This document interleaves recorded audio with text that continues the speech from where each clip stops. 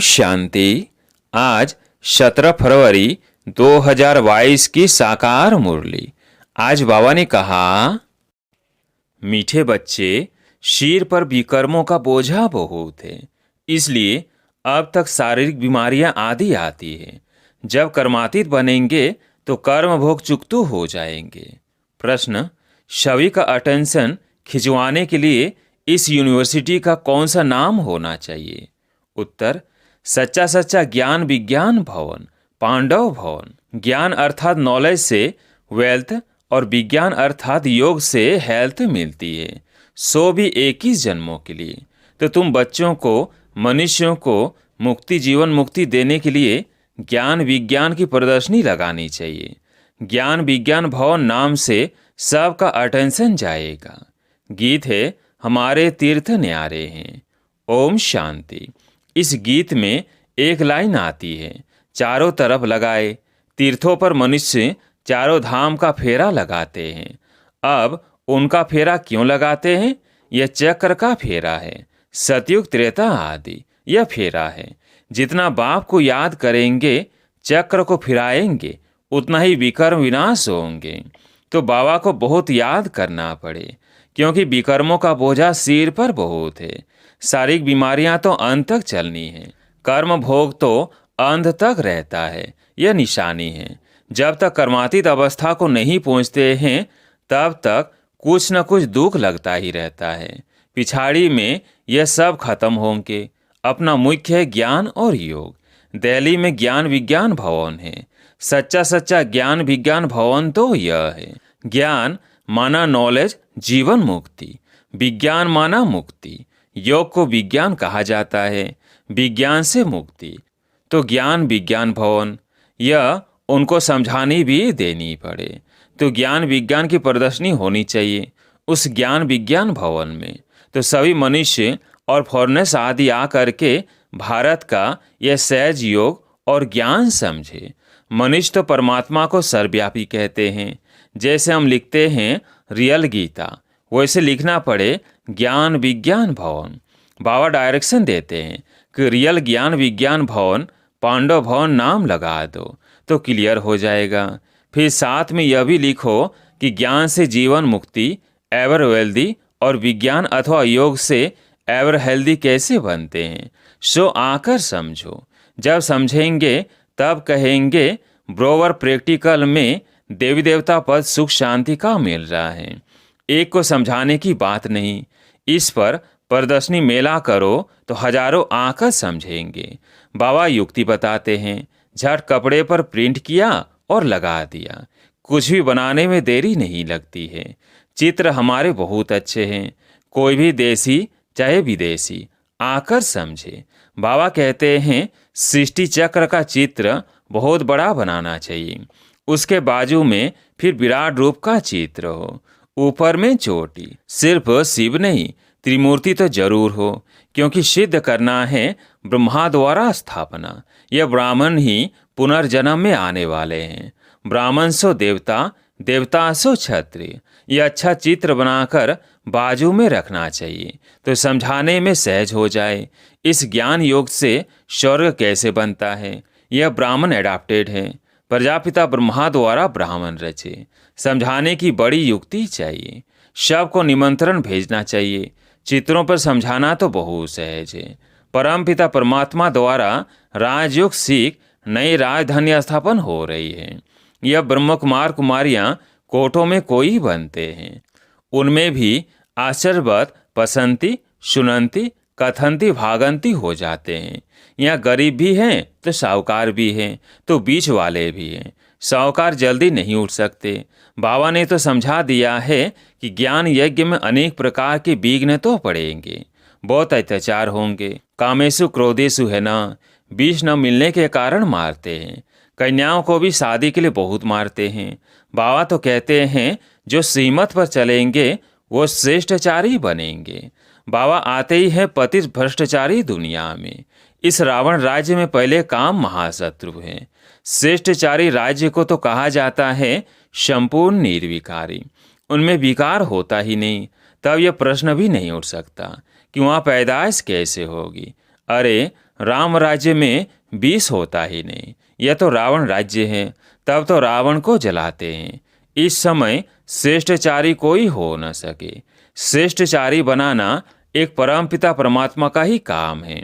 स्वर्ग तो है ही वाइसलेस वर्ल्ड, वहाँ विष होता ही नहीं, क्योंकि रावण राज ही नहीं है। अभी तुम राज्य लेते हो योग बल से। रावण का खात्मा अब होना ही है। अभी है संगम, अभी तुम संपूर्ण बन रहे हो। सतयुग की जब आदि होती है तब वहाँ एक भी विकारी हो न सके। संगम पर दोनों है ना, मैला पानी और सफेद पानी, उनका ही संगम कहा जाता है। मैला जब चला जाएगा तो फिर देखने में भी नहीं आएगा।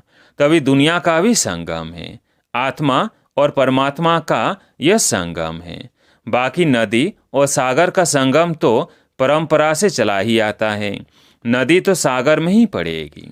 बाकी पानी का फर्क तो होता ही है। बाप के सिवाय कोई मनुष्य त्रिकालदर्शी त्रिलोकीनाथ बना नहीं सकता।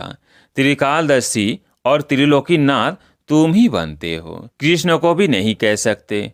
त्रिलोकीनाथ तीनों कालों का जानने वाला एक ही है। त्रिलोकीनाथ त्रिकालदर्शी शिवाय परमपिता परमात्मा के दूसरा कोई होता नहीं। लक्ष्मी नारायण को तो तीनों लोकों अथवा तीनों कालों का ज्ञान ही नहीं है। आदि मध्य अंत का भी ज्ञान नहीं है। अभी तो हमारे पास सारा ज्ञान है। त्रिलोकी का भी ज्ञान है। जो बाबा का टाइटल है वो ब्राह्मणों को भी मिल सकता है, देवताओं को भी यह ज्ञान नहीं। तुम बहुत ऊंच हो। जो बच्चे अपने को त्रिलोकीनाथ त्रिकालदर्शी समझते हैं वह तो दूसरों को आप समान बनाने में बिजी होंगे। सबको निमंत्रण देना चाहिए। हर धर्म वालों को लिखना चाहिए कि ज्ञान विज्ञान से हेल्थ वेल्थ कैसे मिलती है, आकर समझो। दिल्ली में ज्ञान विज्ञान भवन में भी यह चीज हो तो कितने फॉरेनर्स आकर नॉलेज लेवे। आखिर अंत में तो सबको समझना ही है, विनाश भी अवश्य होना ही है। तो क्यों नहीं बाबा को याद करे तो विकर्म भी विनाश हो। और जितनी जितनी आत्मा शुद्ध होती जाएगी उतना पद भी ऊंच मिलेगा। सारा मदार है ज्ञान और विज्ञान पर। मुक्ति धाम में रहने वाले योग ही पसंद करेंगे। उन्हों की आत्मा में पाठ ही ऐसा है। और देवी देवता धर्म वाले नॉलेज को ही पसंद करेंगे। तुम बच्चों की दिन प्रतिदिन उन्नति होती जाती है। तुम ऊपर जाते रहते हो, वो नीचे गिरते रहते हैं। तुम्हारी है चढ़ती कला और सबकी है उतरती कला।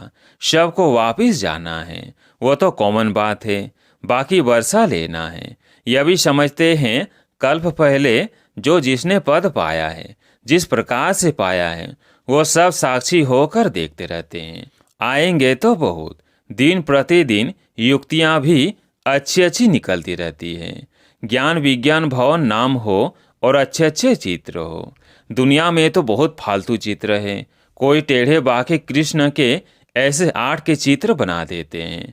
तुम्हें उसकी दरकार ही नहीं है। वह देवताएं डांस करते हैं, वह तो खुशी में खेल पाल करते हैं। यह 8 आदि तो यहाँ का रिवाज है। वहाँ तो प्रिंस प्रिंसेस खेलते हैं। बायोस्कोप आदि वहाँ कुछ भी नहीं है। इन सब बातों को तुम यहाँ ही जानते हो। बाप को भी तुम ही पहचानते हो। मनुष्यों की बुद्धि में थोड़ी बैठता है कि यह कौन है, क्योंकि नाम सुना है। श्री कृष्ण का चित्र भी फर्स्ट क्लास है। नाम ही है श्याम सुंदर। काम चिता पर बैठते हैं तो श्याम बन जाते हैं। ज्ञान चिता पर बैठने से फिर आधा कल्प गोरे बन जाते हैं। बुद्धि में आना चाहिए तो सतयुग में 21 जन्म सुंदर थे, फिर काम चिता पर बैठ भिन्न नाम रूप में आकर श्याम बने हैं। वो लोग समझ नहीं सकते तो काला क्यों किया है। तुम तो जानते हो, अब कैसे समझाए, किसका चित्र दे। श्याम और सुंदर इनको ही कहे। ऐसे नहीं, रामचंद्र को भी श्याम सुंदर कहते हैं। उनको काला क्यों किया है यह समझते नहीं हैं। इस समय सब काले ही काले हैं। यह समझने की बातें तो बहुत अच्छी है, परंतु जब अच्छी रीति कोई समझे। प्रदर्शनी में सीखने का चांस बहुत अच्छा है। हो सकता है अच्छी अच्छी बच्चियां मैदान में आ जाए, बाकी दूसरे सीखते रहे। निमंत्रण तो सबको देना है, बल कोई गाली दे। गालियां तो संगम पर खानी ही हैं। अच्छा, मीठे मीठे सिकिलधे बच्चों प्रति माता पिता बाप दादा का याद प्यार और गुड मॉर्निंग। रूहानी बाप की रूहानी बच्चों को नमस्ते। हम रूहानी बच्चों की रूहानी बाप दादा को याद प्यार गुड मॉर्निंग नमस्ते नमस्ते। धारणा के लिए मुख्य सार। पहला पॉइंट, सीमत पर चलकर श्रेष्ठचारी बनना है। काम महाशत्रु पर विजयी बन संपूर्ण निर्विकारी बनना है। अत्याचारों से डरना नहीं है। दूसरा पॉइंट, योग बल से आत्मा को शुद्ध बनाना है। त्रिकालदर्शी त्रिलोकीनाथ बन दूसरों को आप समान बनाने की सेवा में बिजी रहना है। सब धर्म वालों को संदेश जरूर देना है। आज प्यारे मीठे बाबा का वरदान, स्नेह के रिटर्न में स्वयं को टर्न करने वाले सच्चे स्नेही सो समान भव। स्नेह के रिटर्न में स्वयं को टर्न करने वाले सच्चे स्नेही सो समान भव। बाप का बच्चों से अति स्नेह है, इसलिए स्नेही की कमी देख नहीं सकते। बाप बच्चों को अपने समान संपन्न और संपूर्ण देखना चाहते हैं। ऐसे आप बच्चे भी कहते हो कि बाबा को हम स्नेह का रिटर्न क्या दें, तो बाप बच्चों से यही रिटर्न चाहते हैं कि स्वयं को टर्न कर लो, स्नेह में कमजोरियों का त्याग कर दो। भक्त तो सिर उतार कर रखने के लिए तैयार हो जाते हैं। आप शरीर का सिर नहीं उतारो, लेकिन रावण का सिर उतार दो। थोड़ा भी कमजोरी का सिर नहीं रखो। आज का स्लोगन है, हर कर्म करते साक्षीपन की सीट पर रहो तो बाप आपका साथी बन जाएगा। हर कर्म करते साक्षीपन की सीट पर रहो तो बाप आपका साथी बन जाएगा। अब सुनते हैं मातेश्वरी जी के अनमोल महावाक्य। हेडलाइन, संपूर्ण पुरुषार्थ की सिद्धि 21 जन्म सुख की प्रारब्ध। देखो, परमात्मा के साथ इतना संपूर्ण संबंध जोड़ना है जो 21 जन्मों के लिए सुख प्राप्त हो जावे। यह पुरुषार्थ की सिद्धि। परंतु 21 जन्म का नाम सुन ठंडे मत पड़ जाना। 21 जन्मों के लिए इतना इसी समय पुरुषार्थ भी करे, फिर भी 21 जन्मों के बाद गिरना ही है, तो सिद्धि क्या हुई? परंतु ड्रामा के अंदर आत्माओं की जितनी सर्वोत्तम सिद्धि मुकर्रर है वो तो मिलेगी ना। बाप तो आए हमें संपूर्ण स्टेज पर पहुंचा देते हैं, परंतु हम बच्चे बाबा को भूल जाते हैं तो जरूर गिरेंगे। इसमें बाप का कोई दोष नहीं। अब कमी हुई तो हम बच्चों की। सतयुग त्रेता का सारा सुख इस जन्म के पुरुषार्थ पर आधार रखता है, तो क्यों न संपूर्ण पुरुषार्थ कर अपना सर्वोत्तम पाठ बजाए और अच्छे से अच्छा पुरुषार्थ कर पूरा बरसा लेवे। पुरुषार्थ मनुष्य सदा सुख के लिए ही करता है। सुख दुख से न्यारे होने के लिए कोई पुरुषार्थ नहीं करता। वो तो ड्रामा के अंत में परमात्मा आए, सभी आत्माओं को सजा दे, पवित्र बनाए, पाप से मुक्त करेंगे। यह तो परमात्मा का कार्य है। वो अपनी मुकर्रर समय पर आप ही आकर बताते हैं। अब जब आत्माओं को फिर भी पाठ में आना ही पड़ेगा, तो क्यों न अच्छा पुरुषार्थ कर सर्वोत्तम पाठ बजाए। अच्छा, ओम शांति।